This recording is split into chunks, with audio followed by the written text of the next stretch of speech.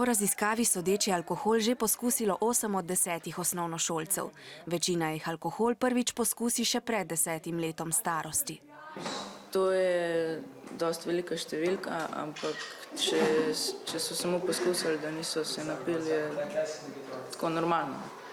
Čeprav je večina alkohol že poskusila, sta bila opita manj kot 2 od 10 slovenskih osnovnošolcev. Pač dosti se jih je napil in pač se kdaj tudi ni dobro končalo, ne vem. Sam dosti pa slišam, da so se že napili, pa pač so bili tako res že na izpiranju in vse.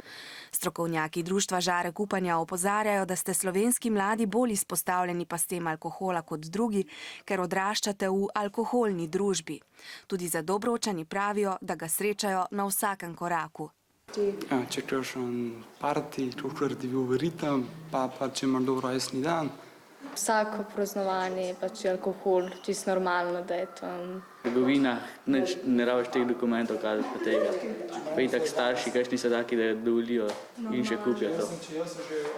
Po izsledkih raziskave 3 od 4 menite, da alkohol ne vpliva na vaše počutje in zdravje. A alkohol vpliva na osrednje živčevje ter s tem na delovanje telesa in možganov. Upočasni oziroma uspava delovanje nekaterih možganskih središč, na primer za nadzor vedenja, čustev in samoobvladanja. To pomeni, da se opiti obnašamo drugače kot ponavadi. Hkrati pa alkohol tudi zasvoji.